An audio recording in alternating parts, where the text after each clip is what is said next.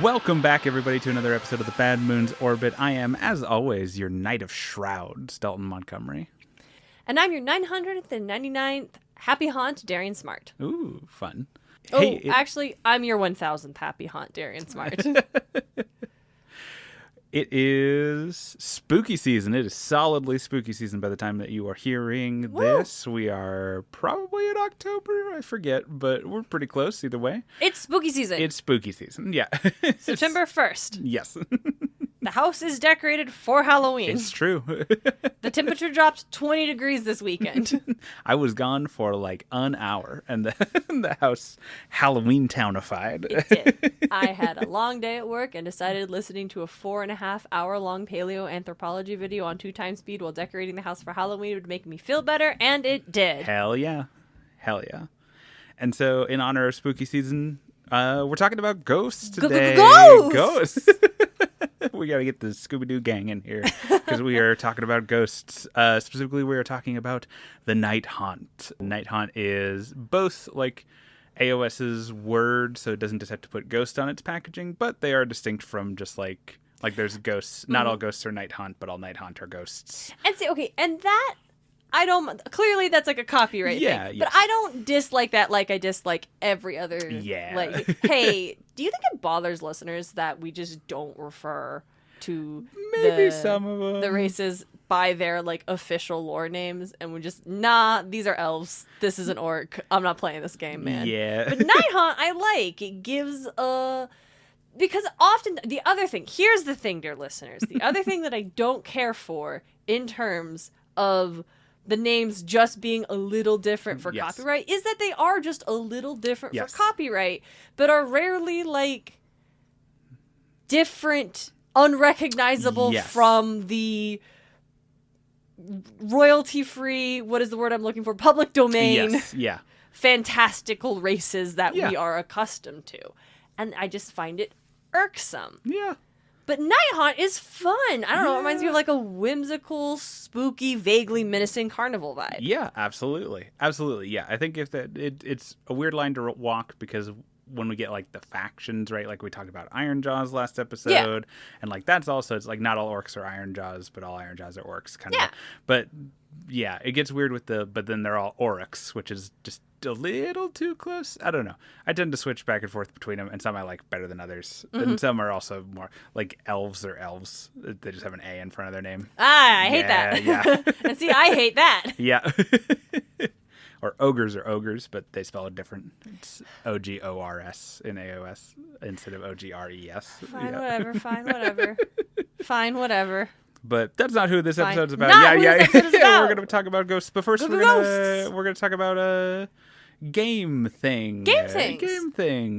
Darian, do you have a game thing you want to talk about this week? I do. Can I talk about your Blades in the Dark hack? Yeah, please do. Yeah, Dalton made a Blades in the Dark hack of Warhammer AOS. Yeah. And we and our friends got to play one session of it because isn't that life? Yeah. But it was very fun. And I played a goblin named Riptide. Yes, I leaned into the stupid spelling of things. You're welcome. Whose hobby is trying to breed purse, like designer purse squigs. Purse squigs that are all a little magic by accident. Yes. That was a trait you could take in the class that I was in, where you could do magic sometimes, but there was nothing that I had picked as the magical thing for my character, and I'm like, wouldn't it be so funny if the magic was coming from these designer purse squigs? Yes. Just having one around. All the squigs are named Petunia. Yes. It's Petun. Yeah. Yeah. Yeah. And it was fun, and I had a really good time playing that with you and our dear friends Dylan and Anna. Yeah. And it was a good time, and I hope we get to play more. Yeah. I had fun. Yeah, anyone who's curious, it's just a pretty straightforward Blades in the Dark hack where Blades in the Dark is so fiction forward that you just change the setting and you change names on a bunch of stuff, and you can kind of adapt it to any setting. But instead of being trapped in Duskfall, the characters are trapped in the All Points, and instead of being different gang types, it's different things that you want to be doing. So our players are like smugglers and traders trying to get rare goods into and out of the all points, and we have like a Caradron who stranded himself because it was an untapped market. Yeah. Virkos vampire who we don't know quite yet why they're in the area. I expect Dana will have some secrets. That'll be fun to see more of. But well, thank you for mentioning a thing I worked hard on. Yeah, it was super fun. I enjoyed it greatly. Yeah, I like the bit of like why. I also like the dynamic of Blades of the Dark is like establishing why, which not Blades of the Dark. It's like a lot of like this powered by the apocalypse systems. Like you build your characters and also are figuring out why your characters are connected to each other. Yes, and that was really fun. And I liked the idea of like our capitalist dwarf is here, probably just like, you know what, this designer purse squig thing could end up being a huge market. I'm going to invest early and hang out with this crazy goblin. Yeah. But it was fun. Thank you for making it. Absolutely. I hope we get to play more of it soon. Yeah, I'm sure we will. I think it's going to be a ton of fun. I'm going to be completely predictable and sing the praises of Silksong, which came out recently that I've been playing. I am definitely feeling I've never been the most like hand-eye coordination of a person, but I basically lived off of Souls-likes through my 20s, and being a little bit older now has definitely started to finally catch up to me, where I find myself having to take more frequent breaks, learn patterns a little bit more obsessively. So I'm only like halfway through Act 1 based on like what I've been seeing around, but I'm enjoying it immensely. It's one of the best. The thing that Hollow Knight did extremely well and that Silksong is doing extremely well is telling a story without like having to tell you a story. Everything from the one area that's way too hard for the stuff around it, and it's because it's very obviously being protected by the like endemic peoples of this area that the church like built a pilgrim road through, and they were just like, no, we're gonna like tear up your road and like not let people come through here because this is where we live. And so that's why it's just way harder than the other areas, because that's good like diegetic storytelling. Like, and of course their like one resting spot in their territory is a trap. Like they don't want you here. But yeah, Silksong good. Silksong good. Big recommend. Probably going to be playing it for the next like 2 years to try and beat it. Nice. Because my hands don't work as well as they used to. Real excited for Hades too. Yeah. We got the release date for the full game. Yes. I gotta go pre-order that bad boy. Yeah, it's going to be fun. I've played it in early access a little bit and it's a hoot. So yeah, I'm really jazzed. Yeah, big fun. That new Pokemon Animal Crossing looks neat. Where you are a Ditto? Yeah. That's crazy. Let's go. That might be fun. Yeah, I'm excited for it. Yeah, that'll be fun. Yeah. But we're not talking about any of that anymore. We're going to talk about Google On Ghosts. to the topic at hand. It's ghost time. Collectively, like spirits, specters, geists, ghasts, all of these refer to the same thing. They're either like cultural terms or regional terms for the same phenomenon. So we've talked a little bit about souls in AOS previously, like when we're talking about Stormcast and stuff. When a person dies, their soul gets damaged. That's just part of dying. And normally it's very minor, like, and it is a little bit tied to like how you died. Like a more traumatic death is going to injure your soul more, as opposed to like dying in your sleep. Or is there an in-universe explanation for why that is? It's just because your soul is like a part of your body. The thing that is like severing soul from body necessarily has to injure it. There's like hypothetically you could devise a way to cleanly separate someone's soul from their body, but that's just not most of the times how people die. Yeah. Okay.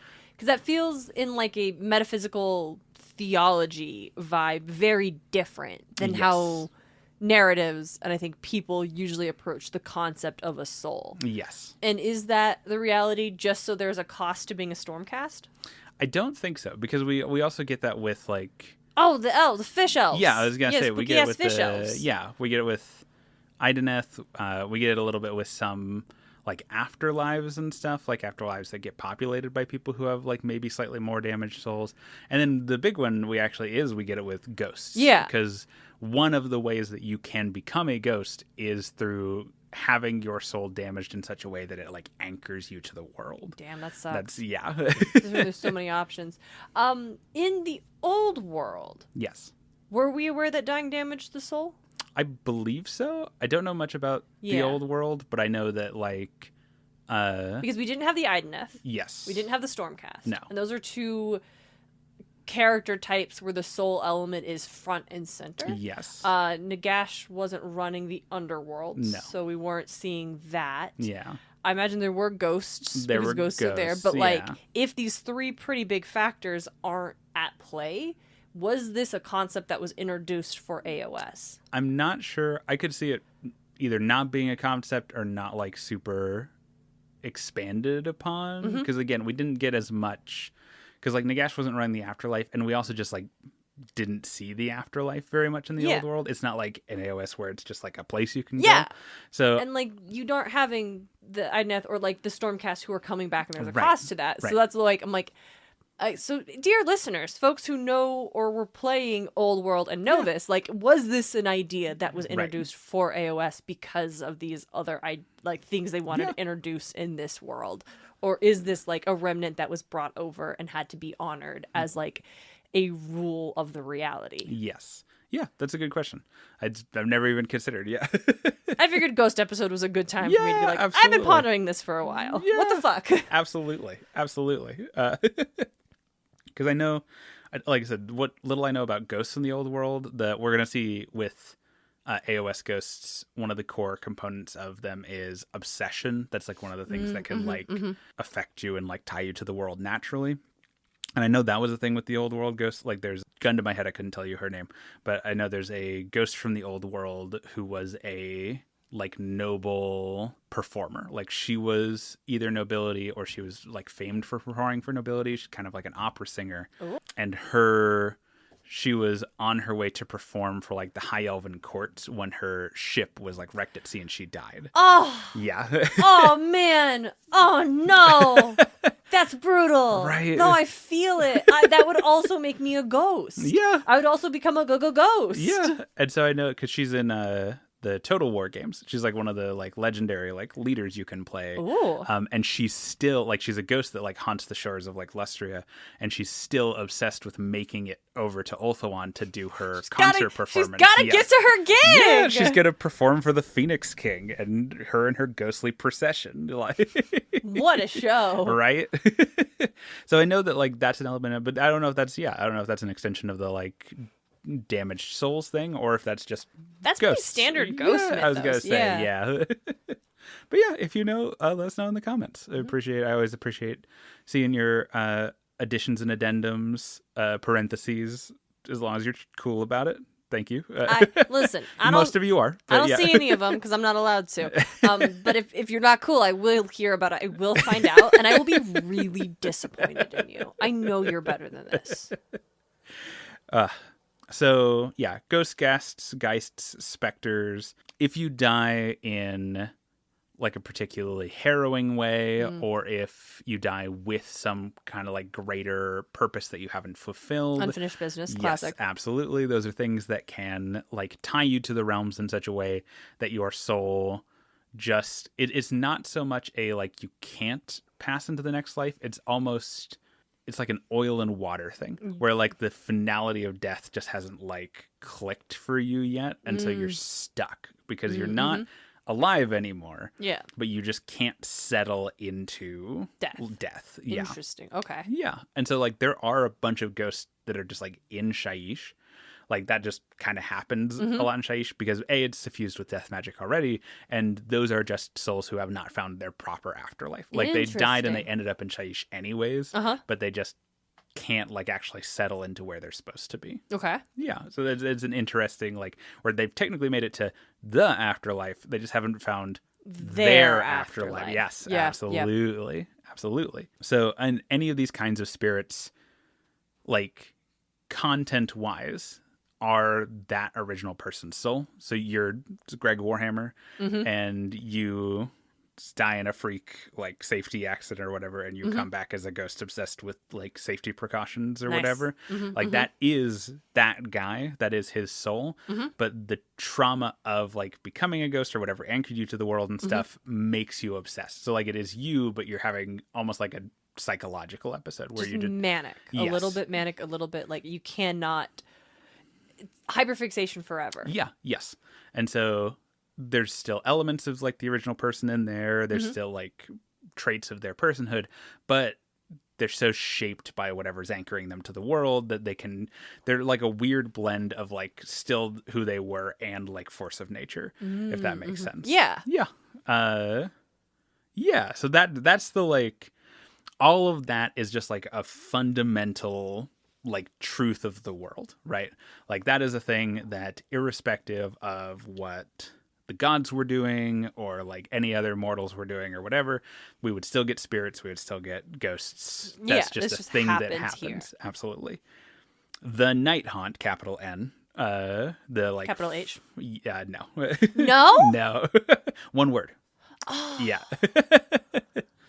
I retract everything good I had to say about Nighthaunt earlier in the episode. Yeah, Nighthaunt, one word. No, because hold on. I need to spell it out. I need to physically see it spelled. Nighthaunt. No! That looks bad. Yeah, because you could say it as Nighthaunt. Yeah! It's... No!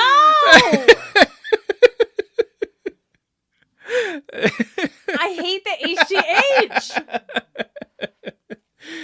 Oh, no. Sorry, Nighthaunt player. It's not your fault. You didn't forget the space in between these two words. You didn't decide 4 consonants in a row was okay. G-H-T-H? No! It's part of a Cthulhu word. I'm shook. This has wrecked me. Tragic. Go on. We move past it. So yeah, so that's spirits, but Nighthaunt aren't that, or they are that, but with the intervention of who else but Nagash. Oh damn, yeah, this guy, I guess. So Nagash is nothing if not like pragmatic, right? And he sees himself as like the true god of death. He wants mastery over everything that like is underneath that umbrella. And we're gonna end up talking a lot about like Nagash's psychology as part of this episode, because it's really core to like what the Nighthaunt are. Because Nagash would never like throw something useful away. No. But he does consider himself not just like a god, but like a rightful god. And he's prideful and he's stubborn and he's kind of a moron sometimes. Yep. But there is still part of him that's just trying to do that. Like is trying to be a god like correctly. Okay. He just doesn't.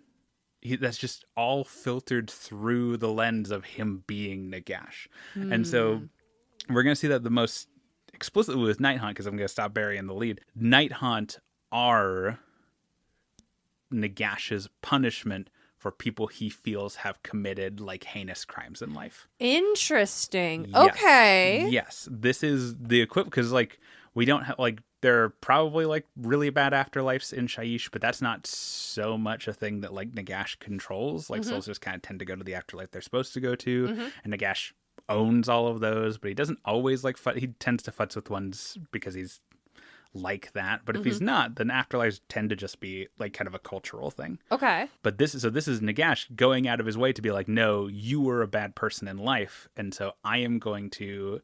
Basically, what happens is the person dies, they come through, and if they weren't going to turn to a ghost anyways, at that step, Nagash damages their soul in such a way that they become a ghost. Okay.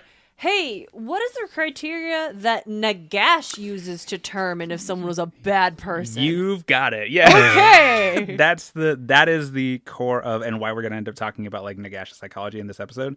Is the core like idea that drives the characterization of Nighthaunt, is that we have a mix of like, this is genuinely a bad thing that you did, and so you are being punished for it in like somewhat of an ironic way. Like that's like Nagash tends to damage their soul in such a way that they become obsessed with like doing something that they wouldn't like, and that's what the punishment is.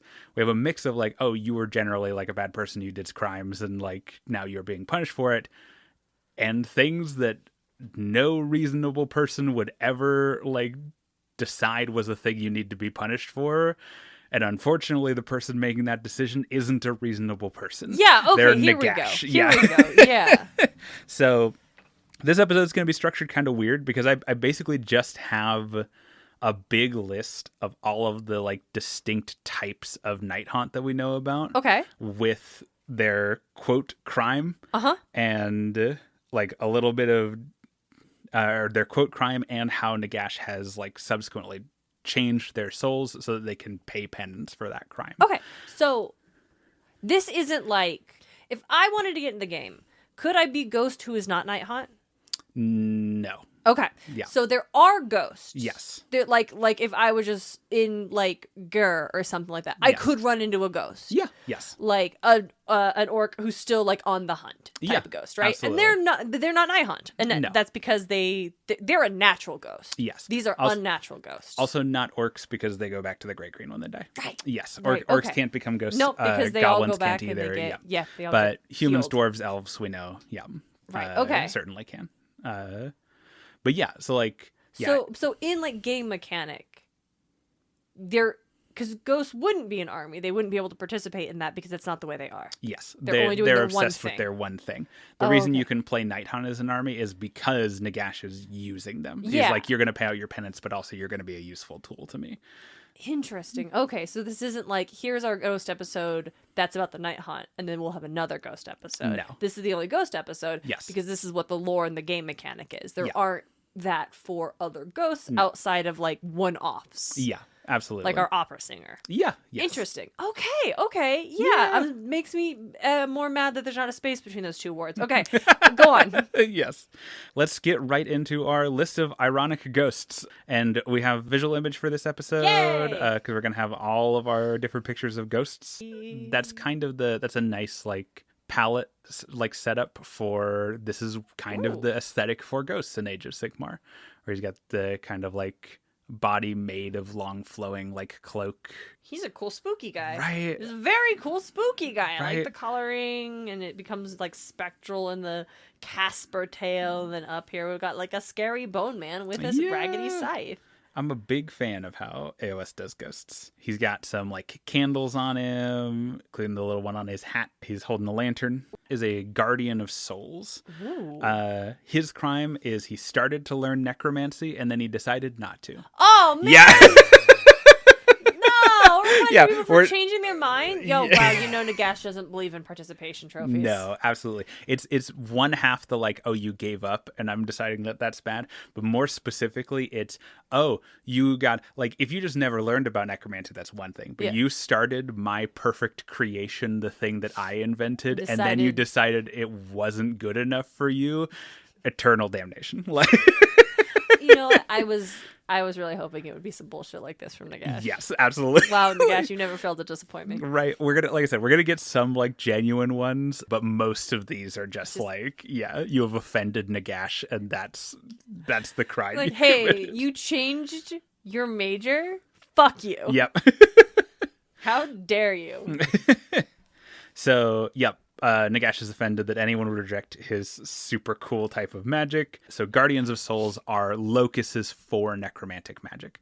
So they're somewhat rare. I imagine it's not super common for someone to get into necromancy and decide not my jam. Yes. I feel like if you're going to get into necromancy, you're fully prepared to commit to that. Absolutely. In for a penny, in for a pound. Yeah. Especially once the word starts to get out that, like, if you do this, then you're either fully commit or get ready to be a Guardian of Souls.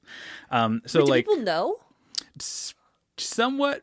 It varies a lot based on where you are. People in Shaiish might, like, speculate, but like Nagash isn't gonna like tell people. Right, that's the other thing, is that like we as the real world people who have access to all the game mechanics and the lore, we know how the world works. Yes. But if you're like Guy Warhammer living in the Warhammer world, you don't know these things.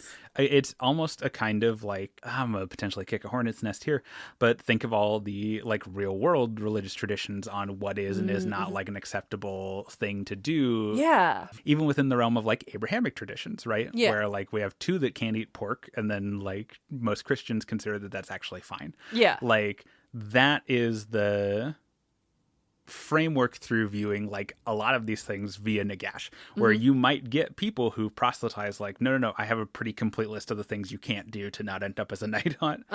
But that might be like corroborated by some stories. It might be speculated on by others. There's probably there's honestly almost certainly just like whole libraries full of like scholars dedicated to trying to suss out what the hell is going to make Nagash mad at you. Yeah. As like a manner of religious recourse. And it's like if you are not a member of one of those like specific religious groups, you probably don't have access to the knowledge they have access to. Absolutely. Like we both grew up in an area where there's a pretty big Mormon population. Neither of us are raised Mormon. No. I have most very recently gotten into following this ex-Mormon gal on YouTube who talks about her experiences because I find it fascinating and learned a lot that I didn't know, despite most of my school population and literally my best friend in high school. And I'm like, oh, it just really reframed the fact that there is so much knowledge that's like right there, right next to you, that unless you are looking for or are born into being a part of that, you just don't have access to it. Yeah. And so I'm like using that as an example right now to be like,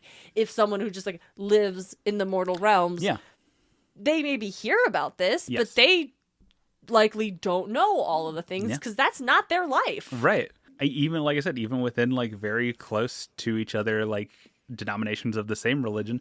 I was raised Protestant. I went to like a Catholic service at one point with a friend when I was in high school, and I was just like so completely lost because in like at least in my like Protestant church, we don't have like, oh, we do this specific prayer at this part of the sermon. Oh man, you don't have the order of events? No. Oh man, you don't have like, and now we're gonna do this for exit. Oh man, wow. Yeah.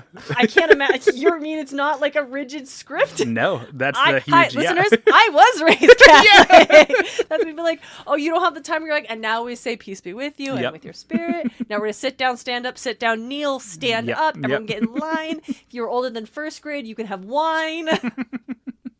Yeah. Well, like Catholics, we like to party. Yeah, like I said, you're gonna follow the rules. So even within like that close of a religiosity, there's differences in like knowledge base. Yeah. Mm-hmm. And it feels like, I was like, those feel very similar because they really are, except, hey, no, they're not. No. Hey, no, they're not actually. All the little details of stuff. All the little details. So this guy decided, I actually am not super into necromancy. I'm going to get into knitting. Yeah, something else. Even just like a different school of magic. And so now his punishment is when... Oh man, but what if it was like he got into it, but then like his local library only had like one text and he just like couldn't continue to pursue it. And it's like, oh, I guess I'm really interested. I don't want to. I guess I'll just pivot to where we have like a 10-volume set of this other evocation magic. So I guess I'm going to get into this now because we have like it's just like he's like gets there. He's like, I would have continued, but the local resources like the state funding was cut for my library. We only had the necromantic arts for dummies. We didn't have any like higher level books. I'm sorry. I would have. I promise. I think I got hit by a cart. So his punishment is when like Guardians of Souls are deployed amongst like the Nighthaunt as like a military force, or even when they're just sent to like inhabited area or like capture an area for Nagash or whatever they might be doing. Guardians of Souls are sent along with them because they act as a battery for necromantic power. Ooh. So if something like tries to banish the other Nighthaunt around him or like mess with their like ectoplasm or like spectralness or what have you, the Guardian of Souls helps to ward that off by being just like this focal point of necromancy. Cool. So he can't do necromancy still because that's part of his punishment, but he is a source of like necromantic power. So the folks who actually do necromancy pull from him. Yes. So messed up. Right. Goodness. That's the whole. Also, I realized I didn't put this in my notes, and I'm gonna address it from like a because a lot of people when they talk about Nighthaunt, they're like, okay, so they're ghosts, so like how do you fight them? Ghosts or Nighthaunt are ghosts generally, and Nighthaunt specifically are like selectively corporeal. Danny Phantom rules. Yes, absolutely. They can become more incorporeal. That's represented in game by them having generally a 5-up ward. What that means is anytime you take damage, you roll dice on a 5-up, you don't take that damage, or 5 or better, you don't take that damage. So like 1/3 chance to just not take any damage. They're ghosts. Yeah, because they're ghosts. They used to have a rule where you could like spend a point to make them like incorporealize more, and that makes that roll better. But they don't really do that anymore, and they can't be affected by, in game terms, they can't be affected by the like armor piercing on your weapons, like rend. Mm-hmm. So a weapon that's better at punching through armor is going to be as effective against Nighthaunt because they're not wearing any armor. They're just all made of ghost. Yeah, like, they're all made of ghost. Yeah. And so but they are like selectively corporeal because they have to be able to interact with stuff. Right? Yeah. It is like you said, Danny Phantom rules for sure. Mm-hmm. But yeah, onto our next boy. We should have a guy on a horse. The horse is also a ghost. Ghost horse? Yeah. Ghost horse!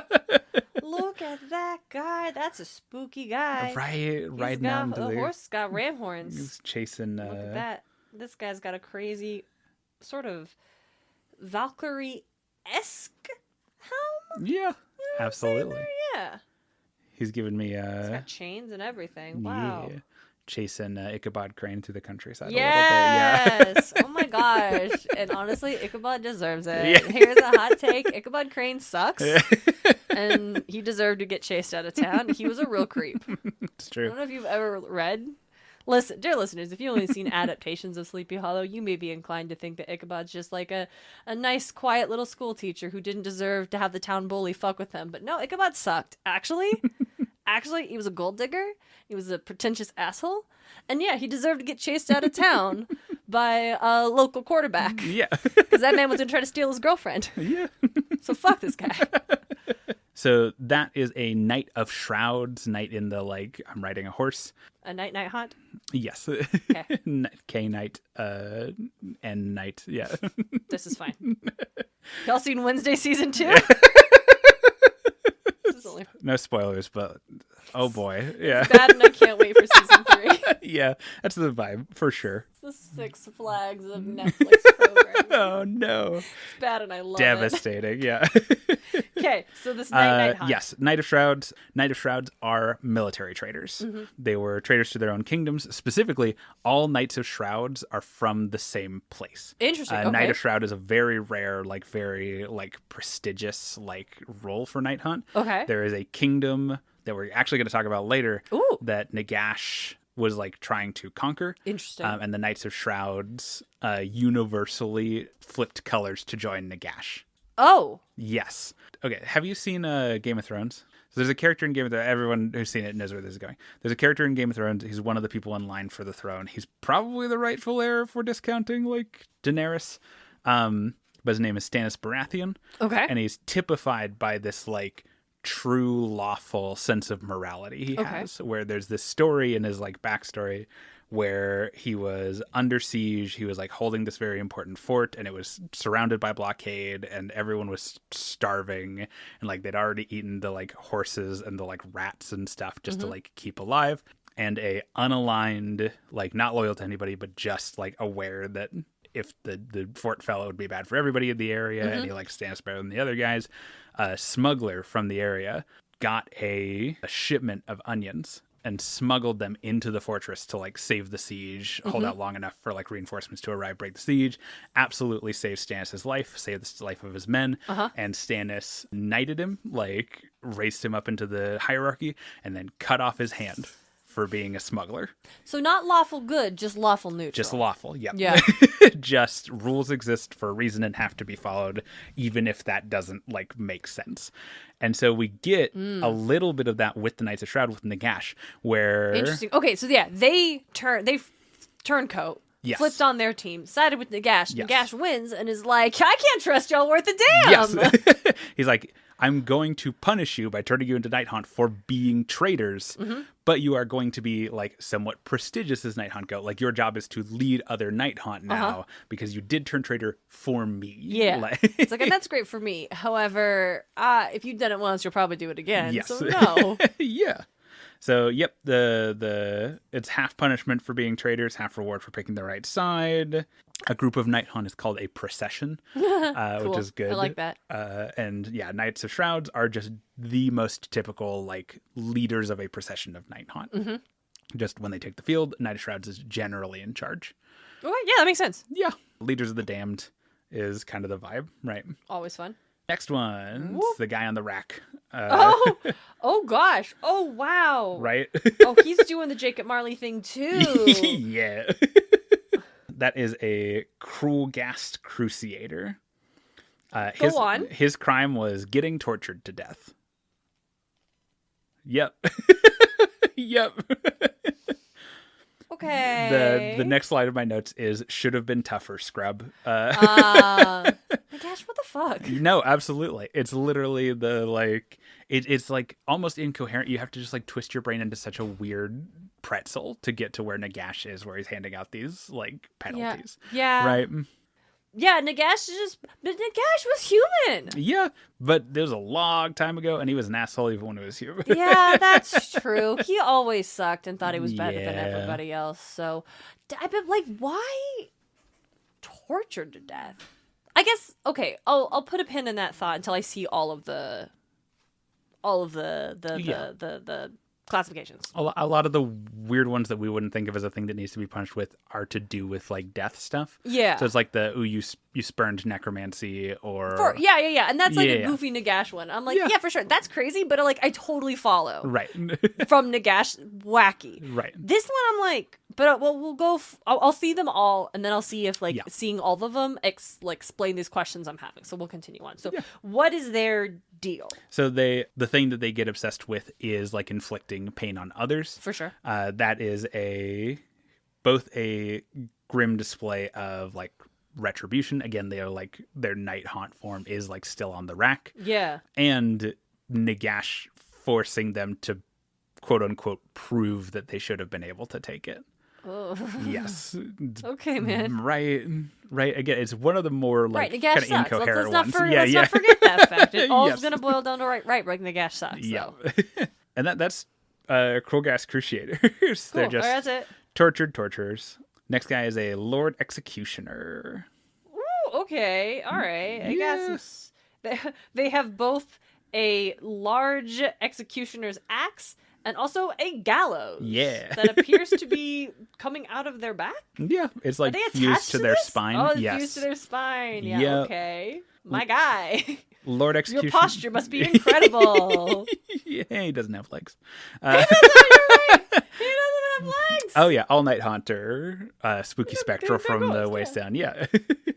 Yeah. Lord Executioners were executioners in life, but Okay. that is not specifically the crime. They were too into executing people and started executing innocent people. Okay, wait. We're just swinging wildly. Yes. Yes. Okay, continue. Yeah. So if you were an executioner who murdered innocents, you become a Lord Executioner. Your punishment is Nagash uses them as like assassins. Mm-hmm. So he gives them specific targets. That's the only person they're allowed to go after. And in doing that, he both like utilizes their skills and like keeps them in the profession that like led them down this route, which is supposed to be a little bit of punishment. Yeah. And simultaneously denies them like any agency in who they're killing, because that's what they were like Overdid it. doing. That's Yeah, what they were you overdoing. stopped doing Yeah. this as your job for the city and Yes. started just being a murderer. Yes. So that one's again like Yeah. that's a real crime. Like that. Yeah. That's a real bad thing you did. Like, Okay, yeah. right? Yeah. But yeah, they're pretty simple. We'll go on to Scriptor Mortis, which is our Scriptor next Mortis boy. is oh my goodness, I'm so glad that they have a book and a quill. Yeah. You said Scriptor Mortis and I was like, I hope there's writing involved, but I'm not. Yes. They're a ghostwriter. This man would be perfectly at home at the Haunted Mansion at Disneyland. Yes. Like- Oh my gosh, they got 3 arms. Yeah. For all the better for writing with. They're only writing with one. They got holding up their light so they could see, but they also had like a candelabra in their back so they can extra see. And then the other hand is out so they can like do the thing when you're writing a scene where you're like gesturing as if you were having that Yeah. conversation yourself. Like they're doing that thing. Yeah. So Scriptor Mortis's crime was accurately reporting history. Which is not the thing that like Nagash says to them, right? But that is what they did wrong. What So does Nagash claim? So historians who like write too much about Sigmar's accomplishments. Oh. Yes, become Scriptor Mortis. Okay, so it's Yeah. not even you were accurate about history. Right. It's that you decided to specialize in Sigmar. Yes. Specialize in Sigmar or like accurately report on conflicts between Nagash and Sigmar. So like anyone who has like written a record of like the Battle of Burning Skies, Yeah. where like Nagash absolutely did turn on Sigmar at a pivotal moment and like maybe that was justified, but just like, at least even through Nagash's view, or because Sigmar broke his promise, but just recognizing and admitting that. So if someone's a really, really good historian about like anything else, they're fine. Yes, it's just if you embarrass really good, Nagash or you grandize people he doesn't like. Yep. Yep. See, and now we have back to, that's goofy as hell, but totally tracks with Nagash being nonsense. Right. What do they do in, like, what do they do? Tell me more. Yes, so Scriptor Mortises now are tasked with amending all records to honor Nagash. This vain bitch. Oh my god, what? They're just correcting the quote-unquote correcting the record. Yep. They will ride out with Nighthaunt processions. I was going to say, what do they do in a game?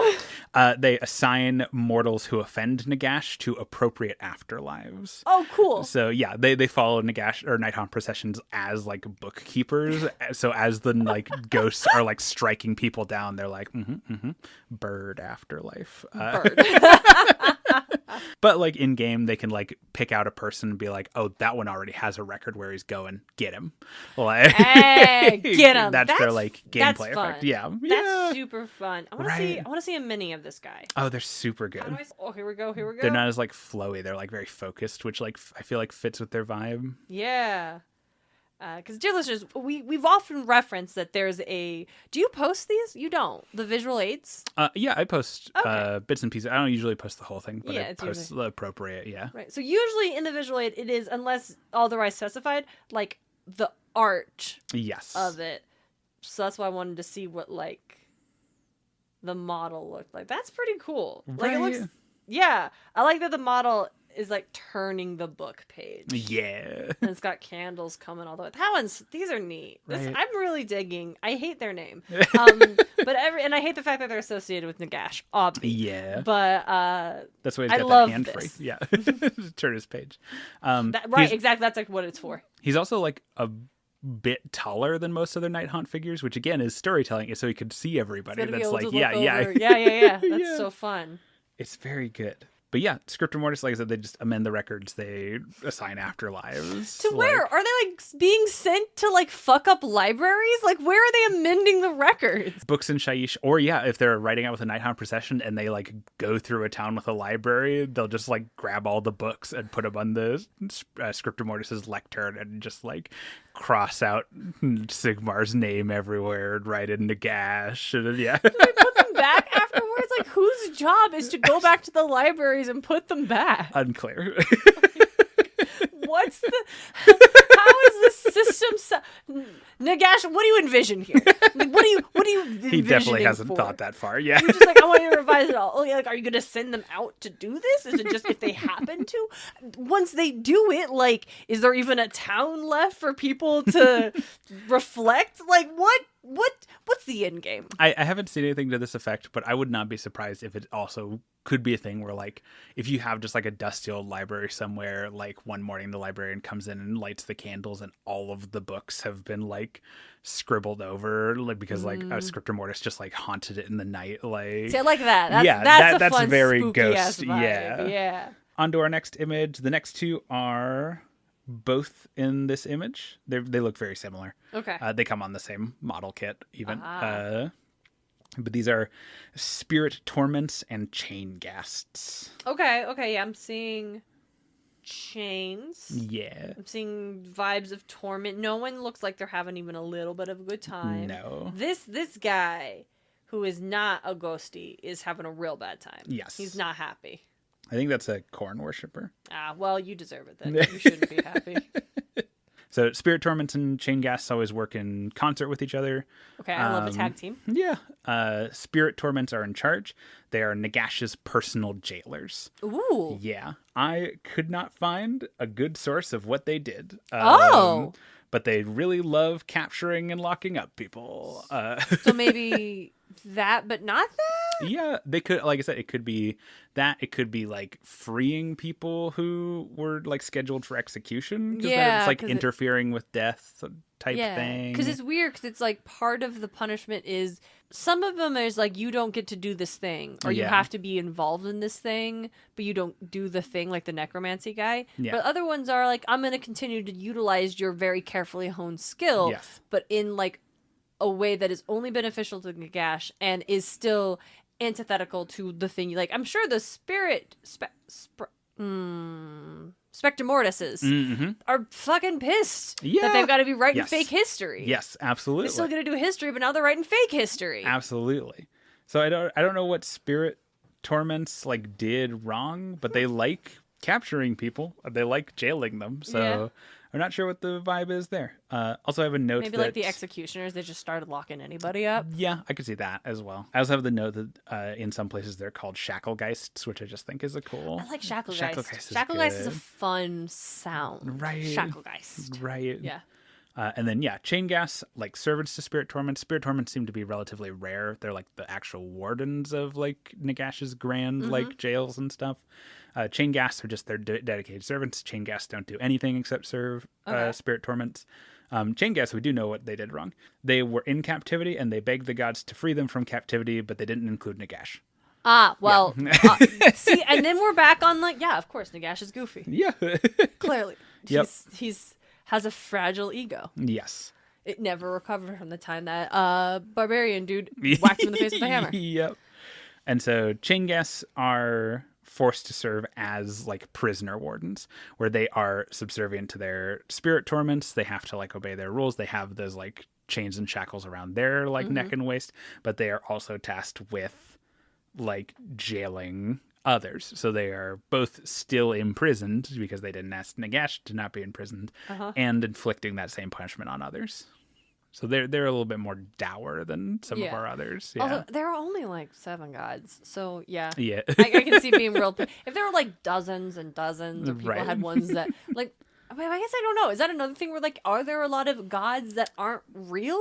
It's unclear because we know there's so. I was going to talk about more in the Cities of Sigmar episode. We know that there's some people in cities who like pay homage to and worship like lesser gods, but we don't know how real that is, or if it's just like a cultural thing, because some of them are very clear references to gods from the old world. Yeah. And that's probably a thing that got like passed down through like Sigmar's knowledge or like something of that nature. And we don't know if that means that like some part of their divinity is still like kicking around, or if it's just, like Sigmar has told tale of whispering a quiet prayer to Reynald, the god of luck, in like times of hardship. And so we are also going to like do that as like the peoples of Sigmar. So we're not clear. So so there's definitely like a diverse mix of religiosity. There's also like sometimes like people will interpret gods who may or may not be around as like different entities. One of my favorite characters from the novels, he's from the novel Gloomspite, is a man named Ult Shev. He is a non-Sigmar aligned human who lives in the realms. He's acting as like the guide for our Sigmar aligned protagonists, and he like is order aligned. He's helping our like Sigmar aligned protagonists, but he doesn't like Sigmar. He feels like he's encroaching on like his native like Akshian lands, and him and his like tribe worship this like volcano deity who's kind of implied to be Grimnir, who is dead and is a dwarven god. But we see Ult do like Fire Slayer's like dwarven adjacent magic on himself. Interesting. Like harnessing that same kind of like power of like fiery like prayer. And so, but that could also be like a god beast's power, or it could be some other like spirit's power, or if we want to get real grim with it, that could be Khorne. I was really worried you were going to say Khorne. Yep. So yeah, it's complicated. Interesting. All right, yeah. But yeah. Ooh, yeah. Spooky. Right. And this is a model one. Yes. Yeah. I couldn't find good art. Yeah. Yeah, but I like the dynamic, flowy motion of the way this model is. Nighthaunt have beautiful models. They do. They're so good. These are Bladegeist Revenants. Great name. Their crime was dying violently. Right? Okay, yeah, sure, man. Whatever. I thought you became a ghost if that happened. Yeah, but it's more specifically. So panic is the focal point here. For some reason, it's this one we get a little bit more explanation on. It is a little bit of Nagash's ego and a little bit of what we get with like the Cruciator, where it's both like, oh, what a chump, like going out like that, but also I'm Nagash, I'm the god of death, and you were upset that you're coming to see me. So yeah, it's very much the like in Nagash's mind, that is a like very ignoble thing, is the idea. Like you should have met your death with like a philosophical verb, which is exactly the kind of nonsense that someone who's been dead for a millennia would have. Yeah, sure, man. But Bladegeist Revenants are just kind of your like berserker frontline. Okay. So Nagash takes that panic and he strings it out and he says, now you're going to be like violent berserkers. Basically, you're going to inflict that on others. Oof, okay, man. Yep. Next. Chain rasps. Ooh. Not to be confused with chain ghasts. Oh, man, no. Why are there two? What are these guys' deal? Chain rasps are historically like absolute lowest tier of like Nighthaunt. These dudes are giving Black Cauldron. Does that make sense? Yeah, They're absolutely. Giving Black Cauldron. They're giving Quest for Camelot. Oh yeah, a little bit. Yeah. Okay, yeah. Chain rasps traditionally have been, like I said, are just like absolute, like in gameplay terms, they are your like chaff front line. They're not something that you're These just are horde beasts. Yep, exactly. You're not investing a lot of time in them because they're pretty common. Chain rasps is anyone who hoped that death would be a relief from the like hardship that they were experiencing in life. I really don't like Nagash. Yeah. I really don't like Nagash. Yeah. Specifically, like we get a lot of reference to chain rasps as like criminals who either were imprisoned or who were on the run, and at the end of their life at least hoped that they would find respite in death. And so, okay, man. And again, it's that Nagash thing of like, oh, the only reason you're like looking forward to dying is because you fucked up your life. Ghost. Like, I guess the criminal aspect makes it less awful, but yeah, it's still bad. Still bad. We have a quote from the book. How dare you try and use my sacred domain to absolve you? Yeah, that sounds like something Nagash. Yeah, for sure, for sure. Yep. So he binds them to their shackles and stockades. That's their yep. Yep. Oof. That's chain rasp, but yeah, they're generally just like little guys. Yeah. They're not good at fighting. They're You just gotta fill the army. Yep. They're just spooky and they're in the way. In the way. They're fast and they can fly, which is universal for all Nighthaunt. That makes sense, yeah. Yeah. Dread Scythe Harridans. Oh, okay. Again, couldn't find good art, so we have a string of like models here because I couldn't find good art. Nice. What's going on in their hair? I'm not sure. It's just like a little bit like Bride of Frankenstein, right? Yeah, right. They kind of look like flowers. Like yes, they do have roses? flowers in their hair. Yes. Okay, so that's what's going on. Yes. Why? You're gonna hate this. No. Do you know what Dread Scythe Harridan's crime was? No, Dalton. If I did, we wouldn't do this podcast. We would just talk about. No, this you're game right. that Yeah, we play. you're right. It was being doctors because they kept people from Nagash for longer. You know what? I do hate that, but not as much as I thought it was going to. That's fair. I was really worried it was going to be like a gender thing. No, yeah. I was super scared for a second. Yeah. That it was going to be like. Thankfully, no. Okay, no. Dread Scythe Harridans, healing someone. Doctors? Healing someone near death's door is delaying their soul from reaching Nagash, obviously. So particularly effective healers are made into Dread Scythe Harridans. Their hands are replaced with size. Oh, yes. So oh, my gosh. Yeah. So they literally just cannot like touch someone to comfort them or help them anymore. Like that is their punishment. They can never again comfort someone. They can never again care for their wounds. And they are compelled to like still touch and feel and like nurture, but their hands are sized now. Can't so do they that. just hurt people. Like they still try and do it is the issue. Oh, no. Yes. Hey, someone needs to deal with Nagash. Right. This is Right. fucked up. Right. Like, the world is just like this. Like our Doctor Stormcast boy. That could have happened to him if Sigmar hadn't decided to pick him up. This is exactly what would happen to him. Yep. They should be more upset about that. Like this is so wrong. We're upset with Nagash. We're going to talk a little bit closer to the end of the episode because one of our characters is very tied into it about the event known as the Necroquake. And that was when everybody was just like, okay, we need to kill Nagash. Oh, good. So we had a period of like okay, we need to fight Nagash and like deal with him. But apparently we didn't. It's complicated. We'll talk about it when we get there. All right. But yeah, that's Dread Scythe just compelled to still like touch and comfort and heal, but if they try, they'll that's why they have flowers in their hair. That's a good symbolism detail. Yes. Next is Grimghast Reapers. Ooh. I like Grimghast Reapers because I think they're one of the more effective. Like, again, like all of these are Nagash being insane, but this one, like, I kind of get. Okay. Like, I'm a little bit like, I don't know if I'd do this different if I was in Nagash's shoes. Okay. So Grimghast Reapers' crime in life was that they were...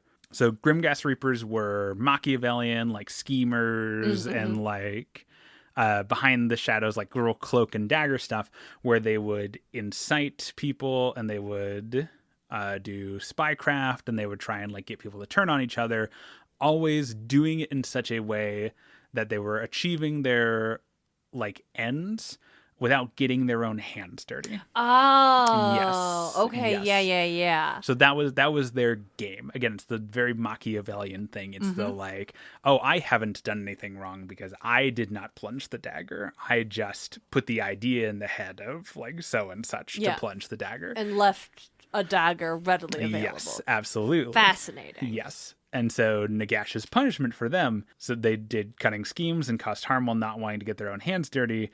And so Nagash's punishment is to have them spend eternity hacking indiscriminately. Oh, God. So they have those big scythes. If you look, they're all blindfolded. Yeah.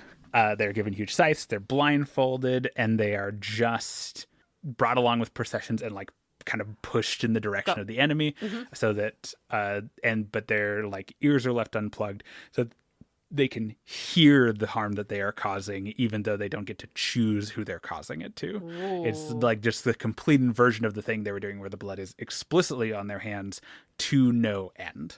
To no end. Yes. Yeah. Ooh. Yeah. That one's good. Like, okay, good job, Nagash. Like, all right, good enough.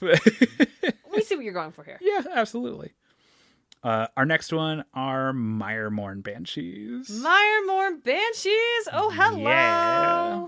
I like their models quite a bit. They're very fluid. Yeah, I love this spooky, ghostly cloaks. Yeah. Over. It's like the cloak and the veil over the top of the face. Yeah, the veil. You see the jaw, but there's no like skeletal underneath it. These are very ghostly. They're very good. Okay. Now, why are they all ladies? I don't know. I think it's just circumstantial. Okay. I think it's just the model was modeled to be ladies. Banshees are women who wail. Yes. So, okay. And the models are given very, like, feminine waists and busts and aesthetic, which doesn't inherently mean they're all women. That's why I'm just a little bit like, okay, so what's going on with... Unrelated to their punishment. Okay, Miremorn Banshees are people who studied magic, became very successful, like, wizards, without paying what Nagash felt was appropriate homage to him as a very important wizard. Yeah, not even necromancers, just any wizard. Yes. Any wizard who does not pay appropriate respects to Nagash by the metric of what Nagash thinks is appropriate. They get turned into banshees? Yes, they get turned into Miremorn Banshees. Miremorn Banshees. Is kind of unrelated to like what a banshee typically is. Like they don't really wail. They don't do the like screaming to portend your death thing. Okay. Being a Miremorn Banshee means being a like empty vessel for magic. Oh, because they're empty. Yes. Like even more so than these other like ghostly skeletons. Yes. So Miremorn Banshees can't do magic anymore. They are like null. So if they try to do magic, it would just get sucked away. And they are compelled to, they have like a deep unending hunger for magic now. So they are compelled to seek out living wizards and like suck the magic out of them like Dementor style. Oh, spooky. Yeah. And so they'll go along with Nighthaunt processions to like safeguard the Nighthaunt from magic because they'll target the wizards. Exactly. They target the wizards or just you cast a hostile spell near a Miremorn Banshee and they just like no. just scoop it up. No scoop. So yeah, it's again that like where they are punishing other wizards, but also they can't do the thing that they liked anymore. Yeah. Next we have Artigan. Ooh. Pyregeists. Pyregeist. Yeah, they're fighting some Lumineth there. Okay, cool. They're spooky green. Yeah. Pyrgeists are the most hated of all Nighthaunt by Nagash. By Nagash? These are the people he hates the most because their crime is trying to preserve bodies or do funeral rites to protect the souls of the dead from Nagash. I can see why he wouldn't like that. Yeah. Does their thing work? Is it effective? Sometimes. Interesting. There are seemingly ways you can like ward a soul so that Nagash doesn't get like dominion over it. It just gets to go to its afterlife and not get messed with. Yeah, I can see him hating that. Yeah. And obviously those secrets are like very hard kept, and like Nagash is always sending people to kill anyone who might know proper funerary rites and stuff. But when those people die, again, like Nagash hates them more than anybody because they are denied. It's the same reason he hates Sigmar, right? It's denying him what he sees as his rightful like dominion over the souls of the living.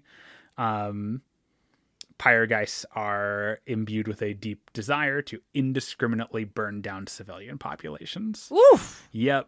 That's they brutal. are, quote unquote, repaying the souls that they stole from Nagash. That's rough. Right. And they're doing it ironically because a lot of those, like funerary rites are like crematory or like burning incense or like, so it's like, here's the tools of your profession in service to me. Ugh.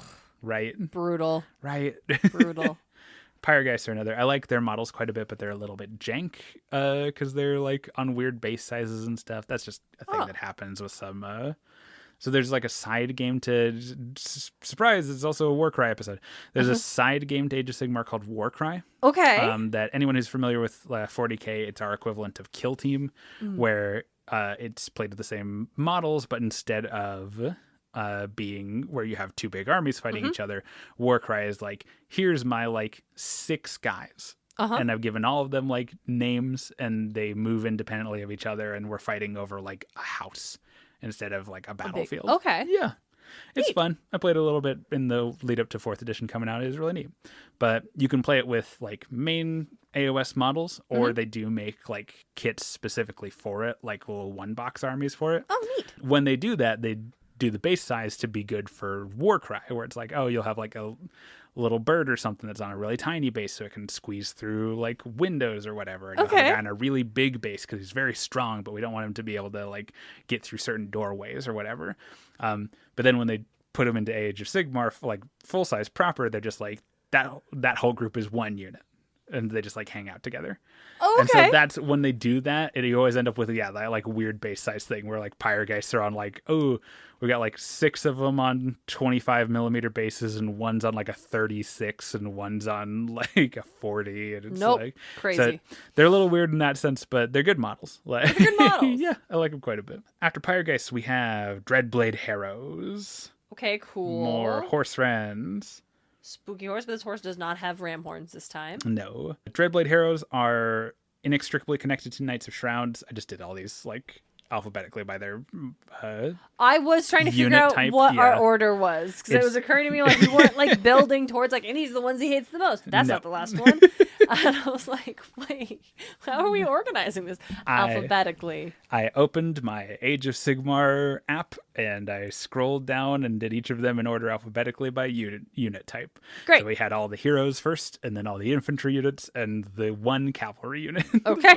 Which is Dreadblade Harrows. Dreadblade Harrows. Yep, inextricably tied to a Knight of Shrouds. They were just the like individual knights who joined the like commander Knights of Shrouds in that betrayal. So they just sworn to the service of a Knight of Shrouds, bound forever to their service. They're just the continuation of like the Knight of Shrouds punishment, basically. Cool. And then we have one of the best models in Age of Sigmar. Oh, okay. Oh my gosh. Right. Oh my gosh, this is very good. What is this? The Black Coach. Yeah. Yes. Oh my god, tell me more. So, Black Coaches are variable what they did. The person being punished is the driver, not the horses, obviously. Wait. What's with the horses? The horses are just ghost horses. I don't actually know if they are the souls of real horses or if they're just like spectral like conjurings. Yeah, because I would expect spectral conjurings. Right, like it feels like I don't think a What the horse. fuck did horses do so bad to be a ghost that has to be punished by Nagash? No, I think they're just conjured. Like, Okay. yeah, Yeah, and that feels fine, but I also would not be surprised if you told me. And also, Nagash hates this certain type of horse. that'd be just is personally crazy, but offended on brand. by Yeah. this kind of horse. Hey, the Nighthaunts, the spirits, they could come from like any race except for orcs and goblins, Yeah. or are they only humans? Anybody. Interesting. Yeah, they tend to be like vaguely humanoid, but that's why a lot of them wear masks, is to kind of like. Well, imagine your soul's probably gotten like obscure- twisted yeah. into this form that Nagash wants it to be in, so you wouldn't look like you anyway. Yes. So the drivers can vary. Generally, it's something along the lines of like, oh, like the driver like selflessly protected people from like dying before, or like into like prolonged their time living until they've offended Nagash, or they were transporting those materials used for those like funerary rites and stuff. Basically, just doing their job well as like coach drivers in a way that offended Nagash. Because He's so sensitive. Oh yes, because the punishment for the driver is a part of it, but black coaches also serve like an extant purpose beyond just punishing their drivers. Okay. They serve a 2-part benefit for Nagash. Inside the black coach is a like dead or otherwise like stasified and like reviving and like healing vampire. Hey, I was wondering. Yeah. So it is a hearse for the vampire. Cool. Inside the black coach. The coach driver drives the coach forever. It cannot stop moving to like protect the vampire inside, but also to like run them through places of like high shaishi and magic to like revive them and revitalize them. Yeah. But then they will also like the black coaches will attend processions of Nighthaunt and like battles and stuff, because a very powerful vampire is themselves a lodestone for necromantic magic. And so Nighthaunt can pull upon the like power of the black coach to augment their spellcasting or to revive other Nighthaunt, and by just being present at a battle where like lots of death is occurring and whatnot, it's helping to revive the vampire as well. Neat. Okay. Yeah. I'm a big fan of the black coach. It's one of the like 2 of those horses are fully off the base of that model, right? Like just completely. Yeah, that's super cool. This Right. is so well designed so for like good. the weight of it. Yeah, that's really neat. I love that. right, the little ghost like floating behind it, carrying. Yes, what's up? This guy's got a book. They're carrying the vampire's relics. They're Oh, carrying okay, I their was like wondering. funerary goods. So hey, when you wake up, I got it for you. Yeah. It's like literally we have your sword and your grail and your book here. Yep, Like, Whenever you're ready. Yeah. And then our last like generic kind of Nighthaunt, kind of. This one's models again. Okay. But these are spirit hosts. Okay. So spirit These hosts. look like Digimon. Did you see That caught me off guard. Yeah, kind of. Yeah, I can see it.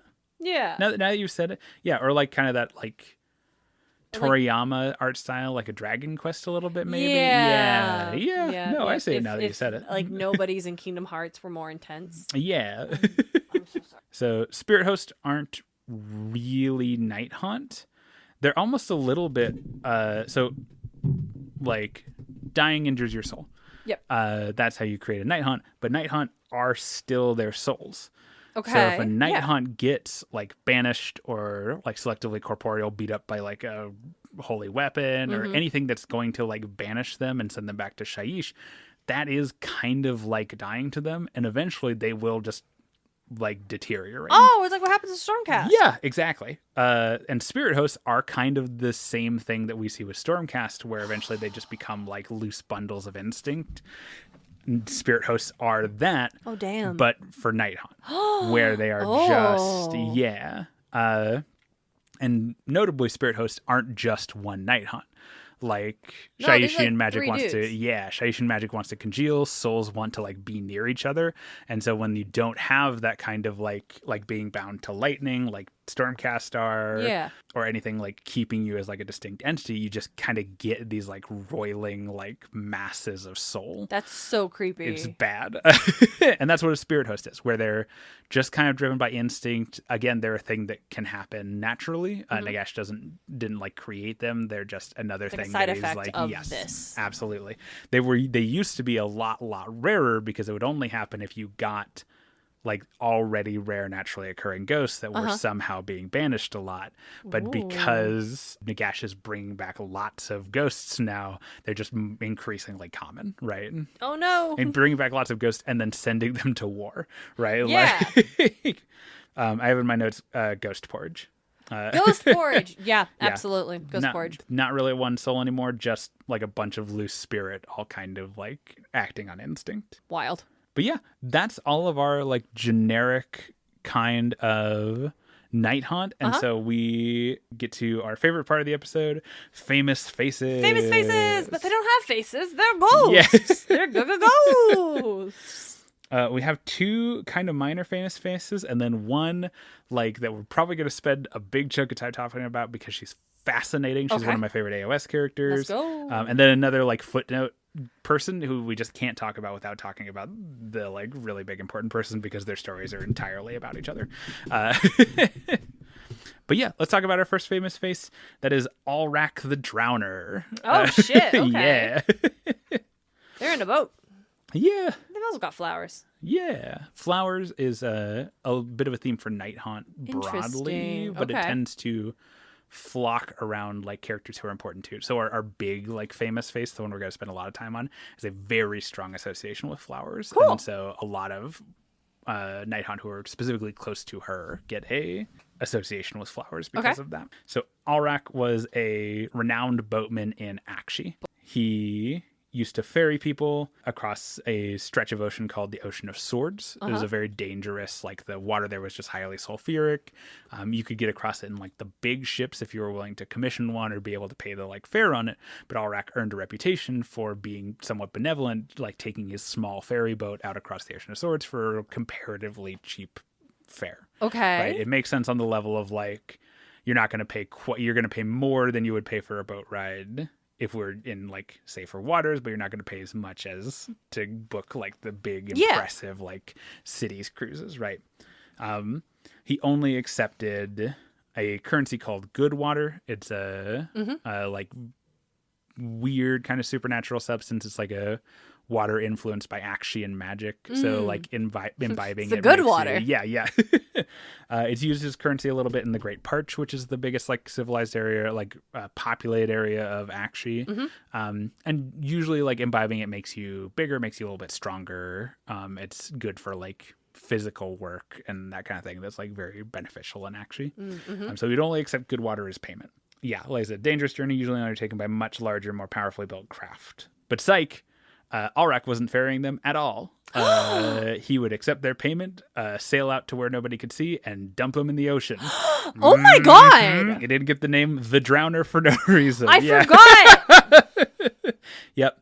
Oh my god, what a dick. Extremely sulfurous waters. People would just usually like burn before they drowned, honestly. Oh my god. He drank the good water, which made him bigger and stronger, so it was easy for him to like overpower people he was sailing out with the intent of just becoming like big and strong and tough and like doing whatever he wanted, basically. Oh my god. Right? People eventually discovered his duplicity, like people just not going where he was saying he was taking them, like people not arriving and stuff, and inflicted the same fate on him. Like he was strong enough to overpower a single person in his boat, but people just ganged up on him and dunked him in the ocean, and he died. Yeah. Honestly, fair. Yeah. Nagash punished him for his duplicity, like offering people a deal and then reneging on it. There's a little bit of that, like he's still mad about the broken deal with Sigmar thing. So like breaking a promise is a thing Nagash cares a lot about. Yeah, okay. So Nagash punishes him to be the Nighthaunt's eternal boatman. Like he just does have to do the job that he promised people changed the forever. boat. Yeah, I didn't notice that at first. Yeah. That's very good. He just has to, for no pay now, do the job that he was supposed to do. Like he has to pay back the labor he didn't do originally. I like these two spirits trying to put coins in the chest. It's very like Karen the ferryman. Yeah. Yes. He's and again, his model is gorgeous. Like, it's how are they getting him to float like that? That's crazy. The design is so well. He's kind of like his the top of his like torso is the ribs of a boat. Yeah. So he's like chained to the boat, and he's like trapped in its hull, right? Like a little bit. That's crazy. It's good. I love the more I look at it, the Nighthaunt. more I'm like, oh my gosh, I didn't even see that. Right. Wow. But that's all like Allrack's is just a very straightforward like morality tale, which I like. And I like like you have to specifically do the job you were already paid for, which is good. Next, we have Reichnor the Grimhailer. Great name. Right? He's the gentleman in the back there riding the Fire Pegasus. Oh, yes, I see it. Fire Pegasus. It's got candles on its head. That's crazy. Right? He's also got candles on him. Yeah. Reichnor is Nagash's personal assassin. Ooh, okay. Yes. He's tasked to forever hunt those who blaspheme against the great necromancer. Right. Well, I feel like that would mean a lot of things for Nagash. Yes, correct. Sounds like that means a lot of things. Yes. So Reichnor was once a great sorcerer king in life. He was like nobility. He practiced the sorcerer's arts. And his great like accomplishment in the field of magic was, do you remember way back in the Shyish episode, we talked about how Nagash created magic? He took Shayishian magic, the magic of death, and he learned Ulgu magic from Marathi's disciples. And so the combination of death and illusion, right? Like the magic of shadows is what necromancy is. It's that you makes are sense, creating an imitation of life, an illusion of life. Reichnor, in life's great accomplishment, was he tried to blend Shayishian and Hishian magic, the magic of light. Yeah. To create like a proper resurrective magic to free people from the grip of death. Oh gosh. Yeah, I can see why that would piss off Nagash. Yes. You said he tried, didn't succeed? He succeeded. Okay. But basically on the hour of him succeeding to do so, Nagash personally showed up and tore his soul from his body. Damn. Like that one's a like that one's not a I'm gonna wait for you to die to punish you. That's a you've offended me, Nagash, so much that I'm going to make a personal arrival to kill you. We need to stop Nagash. Yes, correct. You can't just fucking do this. Correct. We just let him running around doing this. These are way outside the parameters of his job description. Yes. So Nagash kills Reichnor. Reichnor and the people who he was teaching that same magic are all bound together as like Nagash's personal assassins now. Yeah, okay. It's this whole group. Yes. The candles on Reichnor and his steed are made from the wax from Reichnor and his disciples' bodies. Gross! Oh my god! Bad. Yep. Corpse candles, channel death magic. His horse is named Corallion. That's a great name. It's a good name for a horse. Great name for a winged fire Pegasus. Yeah. Corallion, that's fun. Yeah. So that's Reichnor.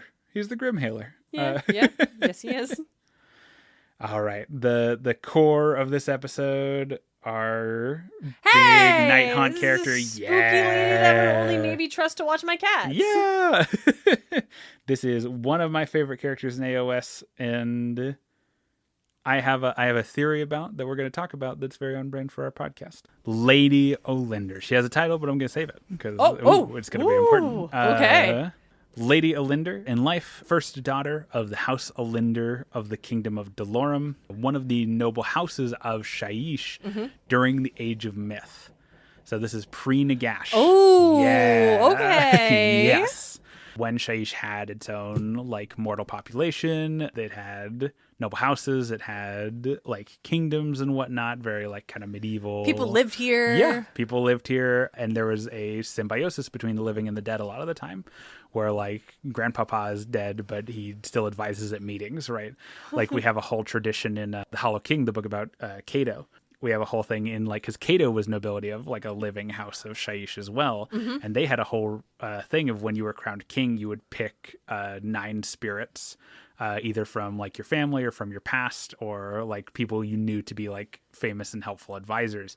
And you would bind them into rings that you would wear on your fingers so that you could consult them as like advisors. That's wild. That's really cool. Right? Again, it's that like symbiosis of like, this is the kind of traditions that would develop when you literally like live in the afterlife. Yeah. Right? It's neat. And so, Alinder's the oldest daughter of the House Alinder. Mm-hmm. The kingdom of Dolorum was a very kind of classical, like, medieval kingdom, Mm-hmm. kind of central in Shaiish. So it had a lot of, like, independent wealth through, like, trade and that kind of thing. Very much a, like, kind of Franco, like, European, like, noble kingdom. Again, like, Alinder. She is just the perfect, like, eldest noble daughter. Quick-witted, charming, beautiful, primo eldest daughter, real, like, Bridgerton stuff. Like, beautiful, charming, elegant. Just an open secret. Doing all those things you're supposed to do. Absolutely. Open secret amongst the noble houses of Dolorum that she was the first pick to court the crown prince of Dolorum, right? Like, she is the princess she is the, like, noble daughter that everyone has their eye on to potentially be the next queen of Dolorum, right? That all plays out as it was always meant to. Like, Alinder is the perfect, like, courting, like, daughter. The king or the prince courts her, and it's a whole public thing, and they show up to meetings and in public, and everybody knows, like, oh, this is the fairy tale royal wedding of the year. And they are engaged to be wed. Of course. Okay. Yeah. So the night before the wedding, the current king of Dolorum and Alinder's betrothed, the crown prince, attended a huge grand feast where public appearances, Alinder was there, just the whole, like, oh my gosh, we're going to celebrate a new, like, king being crowned. Everybody, like, have dances and celebration and all those things that you do. And as was tradition, the king and the crown prince retired halfway through the dancing in order for the king to give, like, the incoming crown prince the, like, tomorrow you will be king, and these are, like, I'm going to impart, in with you the seriousness of, like, this obligation that you are undertaking. Like, that very, like, important, like, ceremonial, but also, like, genuine, like, leadership advice. Okay. So what happens next is all speculation, even, like, word of God. We don't know exactly what happened. Okay. But the guards hear an ear-shattering scream come from the king's chambers. And when they rush in, they find no sign of either royal. What? Yes. No signs of a struggle, just an open window. Okay. So they're gone. We never see the king or the crown prince again. What? Yes. Just that ear-shattering scream. Like, everyone speculates they, like, fell to their death on the rocks, got, like, washed away in the ocean. No one knows for sure what happened to, like, the king and crown prince, but everyone suspects Alinder, right? Wait, why? She's next in line to the throne. Like, there's no other. The king and the crown prince were the last of their line. Like, the Dolorum family was already kind of, like, adjacent to nobility, and Alinder was, like, the lady in waiting. Like, she was going to be queen momentarily, and per Dolorum tradition, she is still crowned queen with even the prince being dead. Didn't get married? Correct. Because that's my thing was like, oh, was it her? But then I thought, well, no, why would she kill them before she was... I guess if she's next in line regardless, or is it because they're engaged? It's because they're engaged. Yeah. Damn, that's crazy. Right. That's crazy. You don't have to seal the deal. Right. So, and it's going to tie into the thing that we're going to, I'll get to it. So everyone suspects Alinder. She has the most to gain. Guards rush to her chamber to, like, see if they can, like, catch her in the act, try and dispose of evidence or whatever. And they find her with her ladies in waiting. She's like, I've been here the whole night. Yep. Quote, they'll vouch for me. Yeah. Quote, preparing her soul for marriage. Like, in quiet contemplative prayer, in the ways of the Dollrite faith. Yeah. I think she did it. Yeah. I actually didn't think she did it until, quote, preparing her soul for marriage. I think she did it. It is still said to this day amongst the, like, kingdom of Dolorum. Is there still a kingdom of Dolorum? Yeah. We'll get to it. Okay. It said that her shriek of grief at being told the news that her, like, father-in-law and betrothed were gone, presumed dead, was enough that it echoed through the halls of the palace to this day. Like, if you're in quiet corridors, you can still hear Alinder's, like, wail of sorrow. Ooh, evocative. Right? King and the prince are dead. No other surviving family take the throne. Alinder is crowned queen by right of marriage. So even though the, like, ceremony didn't happen, they actually didn't tie the knot. Yeah, she is still the closest to the crown. Yep. And then, surprise, or parentheses or not, Of course Alinder did it. Right? I was Yeah. like, maybe not until preparing her soul for marriage. Yep. She fucking killed them. She was done with this patriarchy bullshit. Alinder orchestrated the whole thing. One of the key components of the like Dollarite faith is that like priestesses of the Dollarite faith take a vow of silence. And so those ladies in waiting that Alinder was there praying the whole night with to prepare her soul for marriage can't talk. Like, yeah. Do they not write? Like, no. Like, and they're probably in on it because, let's they're be going to be honest. treated real well with keeping Alinder's secret. Yeah. So we don't have the details of how she did it, but we know Alinder did it. We know so we don't know how it happened. We know for a fact she did it, though. I think it was the ladies in waiting. I think they're just in on it. Yeah. And like a priestess of the faith isn't going to get questioned going places. Yeah. Like, so I think like maybe it was magic. Maybe it was had to have something been magic, like compel right? them to like, go out the window, like something. But yes, word of God, Alinder did it. And she did it to put herself on the throne. Yeah. Without being, she didn't want to be the queen to the king of Dolorum. She didn't want to be queen consort. She wanted to be queen regent. Yes, absolutely. For sure. Yeah, magical compulsion, or something in the food from the feast. Like maybe they got back to their chambers and they got like knocked out from food that they had at their table. And then it was easy to just toss them out the window. Notably the priestesses of the Dollarite faith take vows of silence. Incredible. Right. Alinder's only desire was power. Like you said, she didn't want to be queen consort. She wanted to be queen regent. She didn't want anyone to be able to check her new power. And now she is the sole monarch of Dolorum. Alinder wanted power. She wanted it all to herself. And she felt no sorrow for what she had done. Incredible. Stone cold. Yep. She's a sociopath. Yeah. Oh, yes. But she's a good schemer. Okay. And she knew that it was super important. Like she had tricked people into like, I couldn't have But she possibly magically amplified her voice to get that magical wail too. Probably. Yeah. It's all part of the show. Yes. The showmanship is going to be a running theme because like I tricked the guards and stuff. I have like my good cover story for why I couldn't have been involved. But if I just like start gallivanting as like, ooh, now I'm your new queen, la-di-da, I'm going to start throwing balls and stuff, people are going to get suspicious anyways. Yeah. And so I have to do something about that. And so Alinder starts wearing her wedding veil everywhere.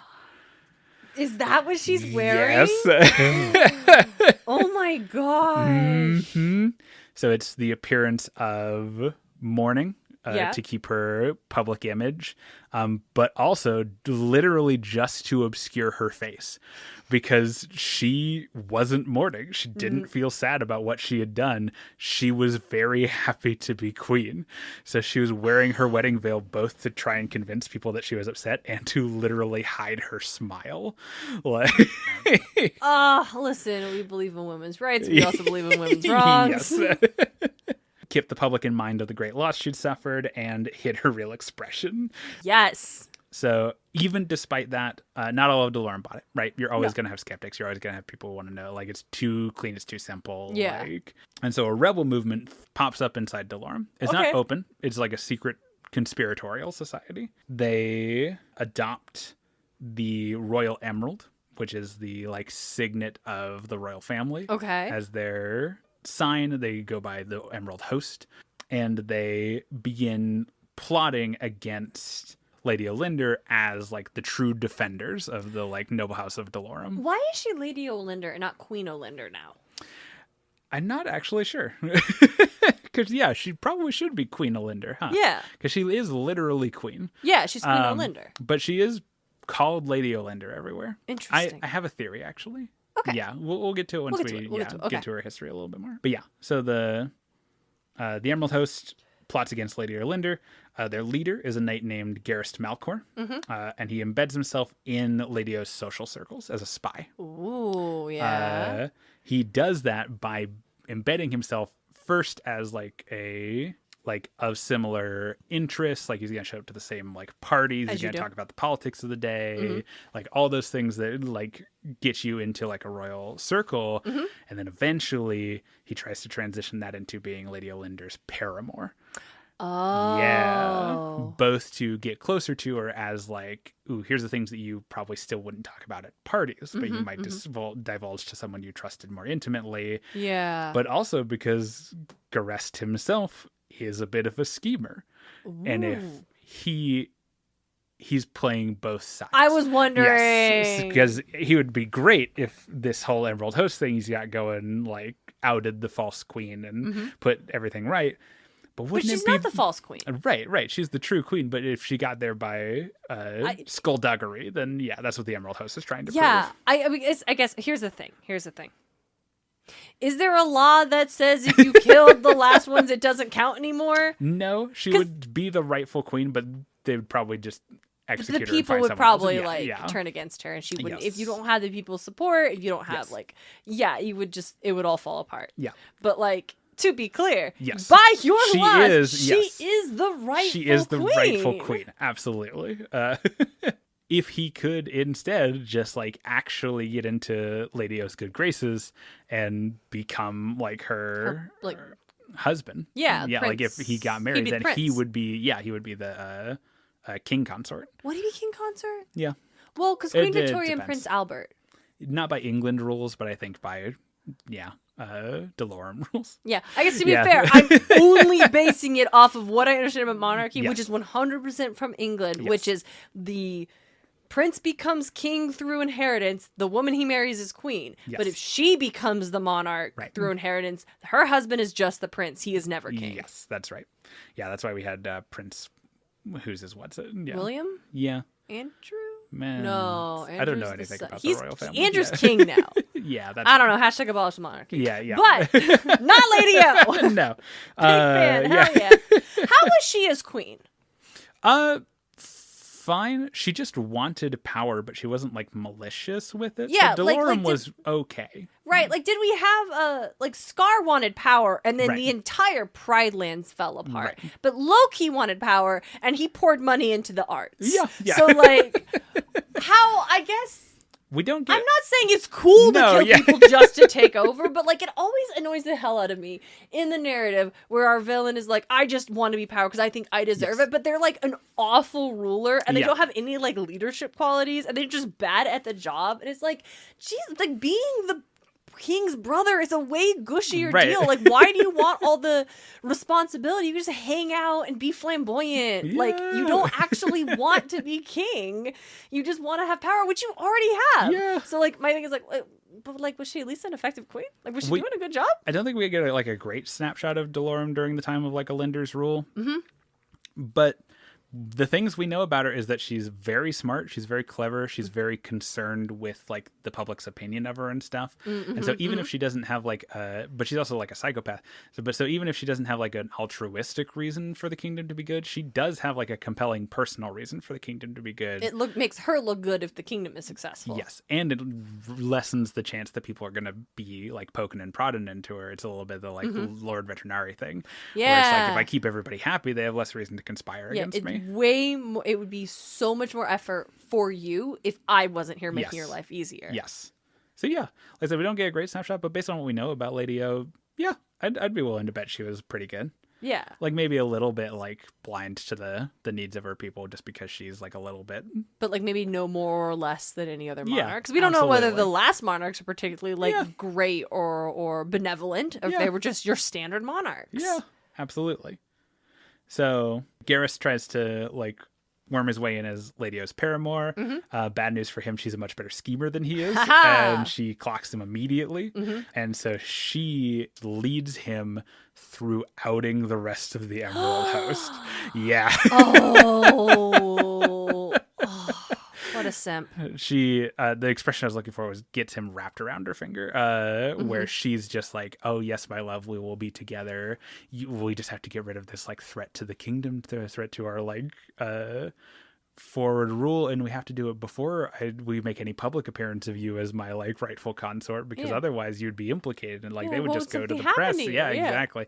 And so she systematically like either conspires for Garrus to like out the other members of the host, and then she like clandestinely like gets them murdered, or she just has Garrus kill some of them as like loyalty, like show of loyalty to her. And then once every other conspirator of the Emerald Host is dead and Garrus comes to her like, finally, my love, we can be together, she fucking stabs him. Because obviously like Because obviously, yeah. She was just playing you, bud. Yeah. She doesn't want to share her power with anybody. Yes.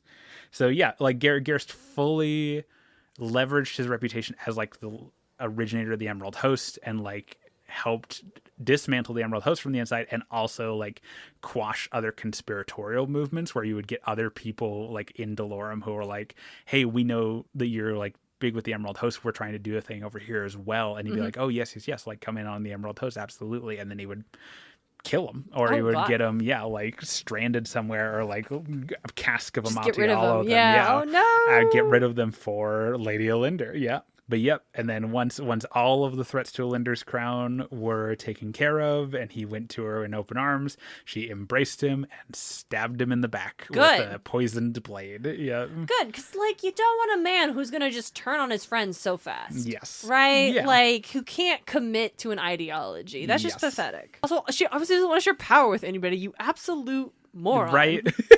And then when she screamed, the authority, like the guards show up, and she has this perfect tale about this crazed conspirator who was trying to undo her place on the throne, and look at this knife he brought in to try and stab me, Lady Olinder, and look at all this evidence I have of the organization he was involved in, and like incredible. Yep. So just no chance anyone would ever suspect that she was in any way involved with like Garrist like killing those people, or like incredible. Right. She's such a good like schemer. Lady Olinder rules for many years until the break of the Age of Chaos. So she came into her throne nearing the end of the Age of Myth. She was Queen of Dolorum at like during the Battle of Burning Skies. Oh shit, hun. And like chaos starts to encroach into Shaiish after the Battle of Burning Skies. And this is where Lady Olinder fucked up. Nurgle starts to threaten Dolorum. Ooh. And in desperation, Lady Olinder tried to strike a deal with Nurgle to spare herself at the cost of her subjects. Oh, okay. So bad queen in that moment. Yeah. Also, like, always you been don't have subjects, self-serving. then you're not queen anymore. Yes. Like, always been self-serving, but that's Nagash, like, freshly mad at people breaking promises, right? Like Battle of Burning Skies. And also mad that she'd reached out to a different god that wasn't him. Not him. Yeah, for That's salvation. That's a double whammy. Right? Killed Lady Olinder with necromantic magic and claimed her soul. So here's where we have to talk a little bit about the... there's an event called the Necroquake. And this is not going to be like a complete overview of the Necroquake. I just want to mention it because it's important to what happens with the Nighthaunt going forward. But basically, the Necroquake and the resulting Soul Wars was the conflict of second edition. That's when Nagash got real fucky about everything. Every realm is more stable at center and more unstable the further you get out. Right? Nagash, in an ploy to become the like ultimate powerful god, just like absolutely one shot everybody else and achieve his perfect like dominion of death, enacted a plan over the course of the entire Age of Chaos and into the Age of Sigmar to take the realm stone of Shaiish, which is grave sand, which naturally occurs at the edges of the realm, and carry it from the edges of the realm to the center of the realm to invert Shaiish. Oh, shit. To where the center of Shaiish is just a roiling, impossible to escape nexus of death magic. Okay. That then gets more stable the further you get away from it. That's crazy. Yes. It's completely... Like, Nagash is going to table flip the entire afterlife to try and achieve his goals. And he does it. Okay. It's called the Shaiishian Nadir, and he did it by building another big black pyramid. That's the thing he did in the old world, too. Of course he fucking did. Yep. And similar to the old world, he built this big black pyramid, and right as it was being completed, Skaven sabotaged it. Hey! Look at them. There they are. It's just like what happened in the old world. So the Shaiishian Nadir still happened, but it didn't happen like how Nagash wanted it, so he wasn't able to harness all the magic that came off of it. There's a whole bunch of outpourings of that. One of them is that like magic itself got torn up in the like dichotomy of life and death, and so now we have spells that are just living extant things that are just expressions of their realm's magic. So we have like the gnashing jaws, which are just pure bestial magic given life, so they are just a huge pair of jaws that rampages across the countryside. Oh, goodness me. Right? Or like the purple sun of Shaiish, which is pure death magic that's just this horrifying screaming purple sun that floats across the landscape, destroying everything it comes into contact with. So that was Nagash's fuck up. And everybody was like, hey, Nagash, what the hell? And there was a war on Shyish that a lot of Order took part in. Long story short, eventually ended with Alariel did like a massive rite of life to like hard reset the like relationship between life and death, basically. That's what eventually wakes Kragnos up, by the way, leads to the era of the beast. Oh, yep. Hey, we talk about Kragnos, and Yeah. he's fucking Sucks. annoying. We don't. That's a bummer. Real cool of Alariel, though. Yeah. Like, that's real cool. And then a little bit of catharsis for this episode. Wait, was that the Necroquake? No, the Necroquake was the inversion. Okay, It was right. the Yes. Shyish Okay. and Nadir. Yeah. Okay. Creation of the destruction of the Black Pyramid and the creation of the Shyish and Nadir is the Necroquake. Okay. And that That's what I brings thought, all the but I magic wanted to to life. clarify. Yeah. And then, a little bit of catharsis for this episode. At the end of the Soul Wars, Nagash made a play for Hysh at the start of the Soul Wars, where he tried to like claim a huge chunk of it by like marching his armies through a realm gate. Uh-huh. And at the conclusion of the Realm Wars, or the conclusion of the Soul Wars, Teclis beat Nagash in a one-on-one. Well, no, that's not true. Teclis, with the help of a bunch of like mountain spirits and his like friend, the moon spirit Selenar. Yeah, he's friends with the moon spirit. Yeah, they were able to overwhelm Nagash. Where was his brother? Somewhere else. Okay. We just haven't gotten Tyrion in the narrative yet. Okay. Really, yeah. Fine. All right. Teclis. Yep, Teclis overwhelmed Nagash with the help of all of the like Hyshian spirits. It was a very like Avengers Assemble moment where like Hysh itself rose in defense of the realm of life. And like managed to like disempower Nagash and like discard his remains into the great dark beyond. Whoa, just what? like into the etheric void of space. Yeah. And so for the entire era of the beast and now into the hour of ruin, Nagash has been gone. Really? Yeah. Dalton, wow, what a gift to me. You've been saying this the whole time. Yeah, so someone did something about I'm so Nagash. happy. I can't believe it was Teclis, my second Right? least favorite. He only did it because Nagash was invading Hysh, but still, Someone did something Yeah. at least. Yes. So Did I want it to be Alariel? Yes, I did. yeah, But you know what? It thematically does make appropriate, sense that it was Teclis. It Yeah. feels like something Teclis would do. Yes. Teclis has also started like messing with souls a little bit too. Oh, We'll talk goddamn about it. that in the Lumineth episode. So that's part of why Nagash was invaded. It's a whole thing. And like we keep getting, because Nagash is like woven into the structure of Shyish at this point. Like he's definitely coming back. We keep He's not gone. There was like a bit in like a short story recently of someone seeing like a pilgrim made of bones on the road, on like the crossroads between places, who shit. just like stared good. at them the entire time they were going, and like that's probably like Nagash's soul trying to like remanifest itself in Shyish. Pilgrim of Bones at a crossroads? Yep. Yeah. The man's not subtle. No, so he'll probably be back, but yeah, he's been gone for like 2 editions now. Oh, good. Yeah, just Good for Out there in literally space, yeah. everybody. Yep. So when the Shyishi and Nadir happened, a lot of Nighthaunt that Nagash had intentionally created, but that were like locked up, or Nighthaunt, or people who had the potential to become Nighthaunt, but hadn't yet, were just like released. Like the Necroquake just like caused this huge upswelling in like spirits to appear in the realms to the spooky. to the point where it was too much for even Nagash to control.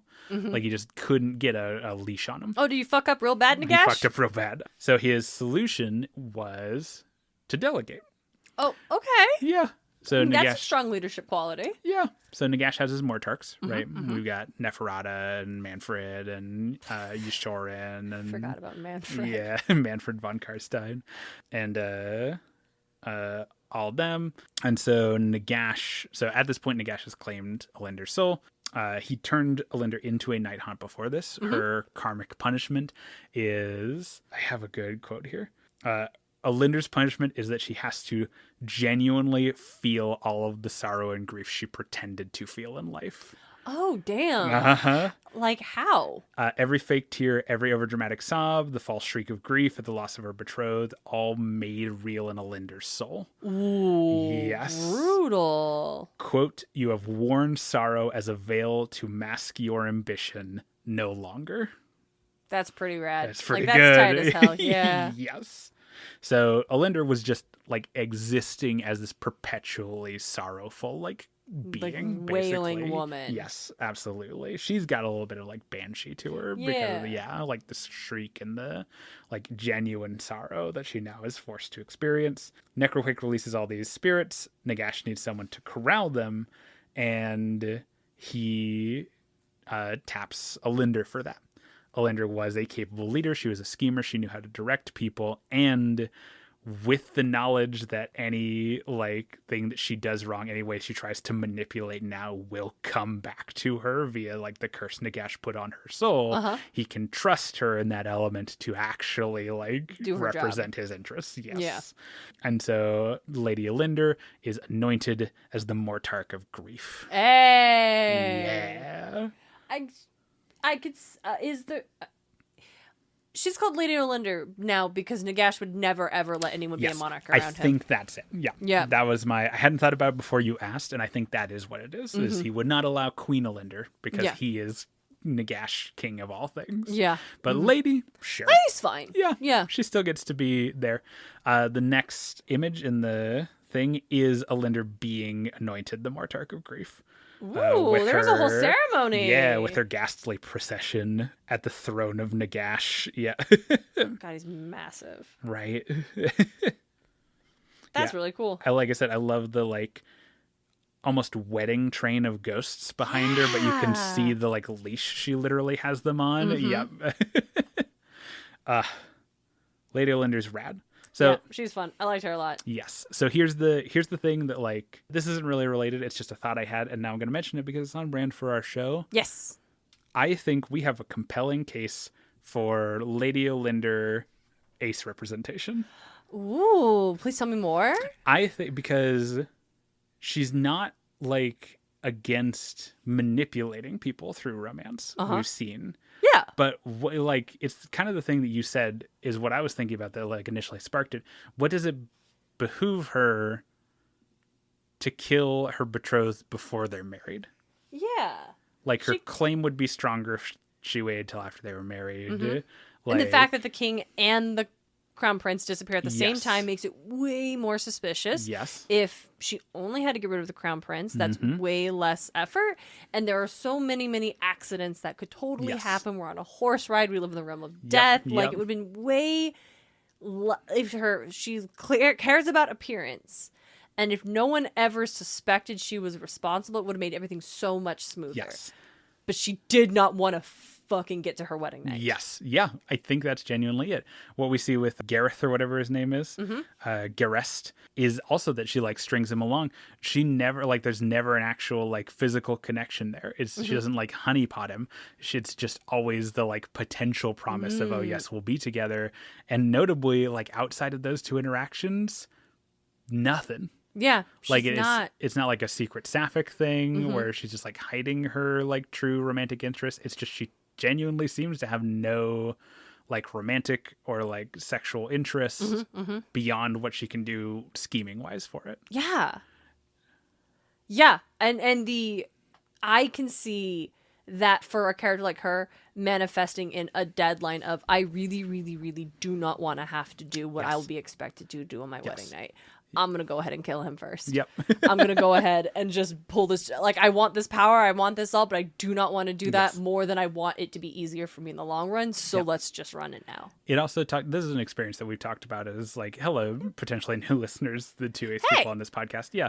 This is an experience we talked about before. There's even an element of that, like, because again, she's the perfect royal daughter. She's the like potential in line for the crown.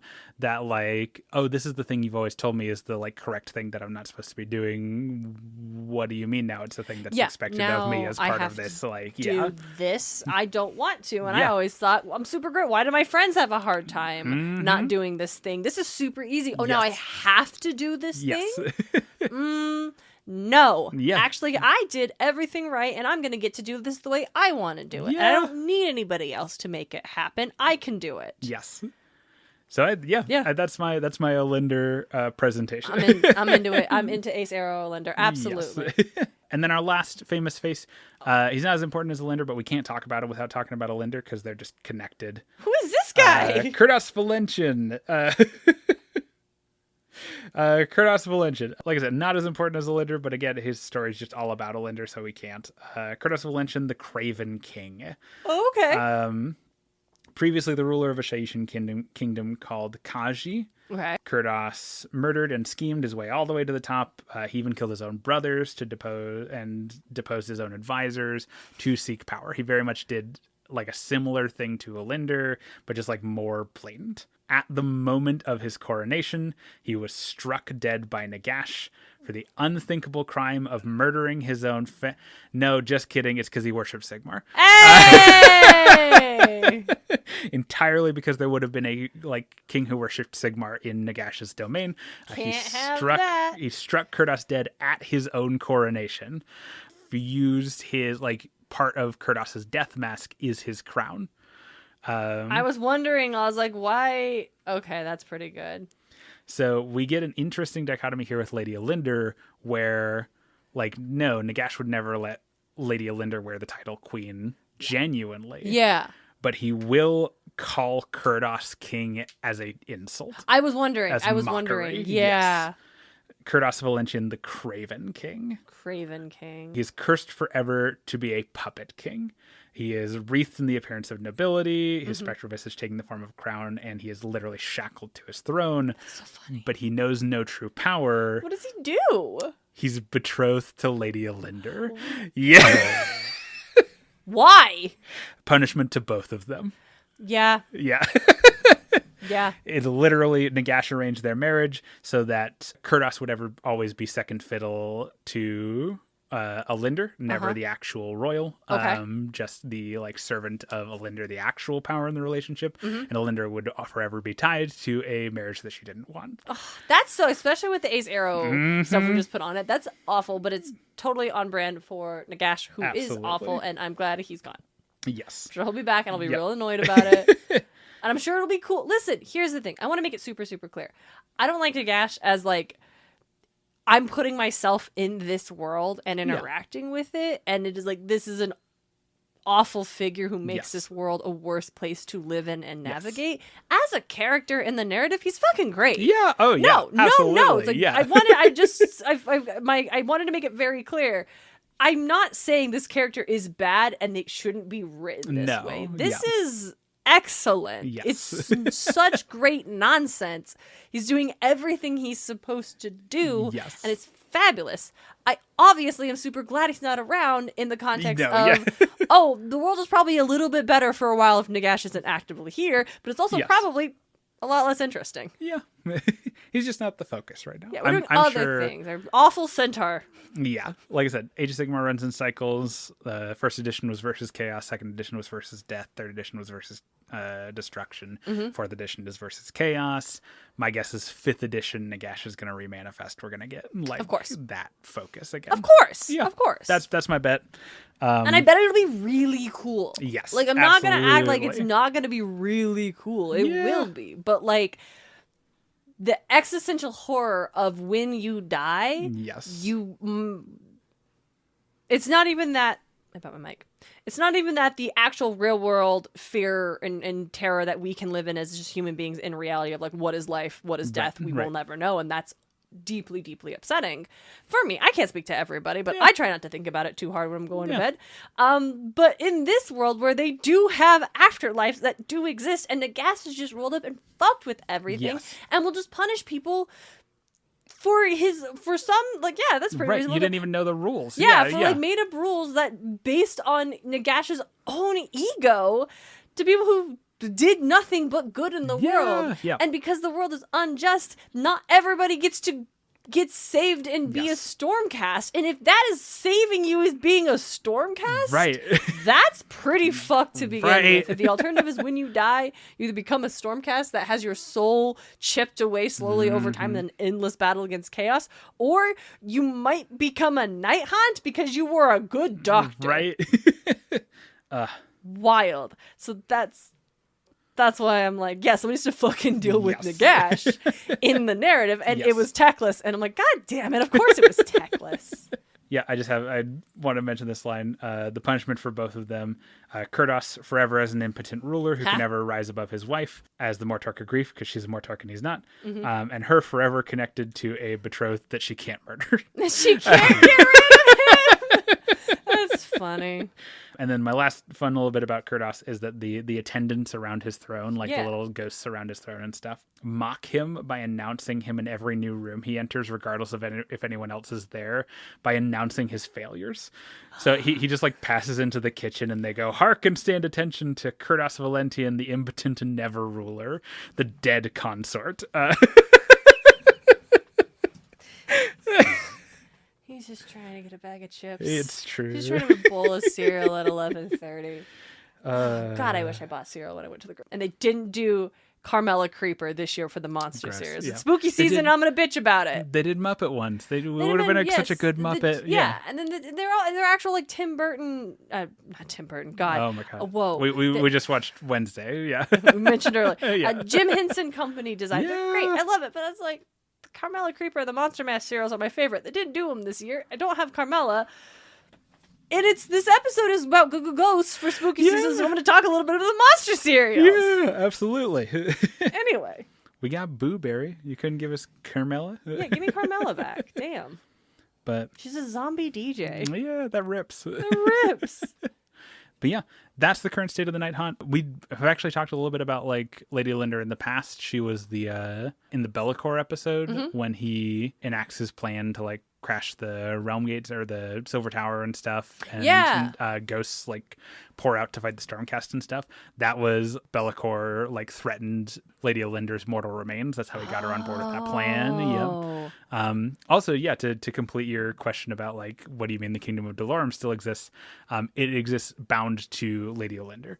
So no one living lives there. But all of the ghosts. Yes, but the ghosts who are directly part of like a Linder's personal like cohort live in so like the everybody who's in the Dolorum. So this is like the Beauty and the Beast cursed. Yes. It's like everyone in the castle. Yes.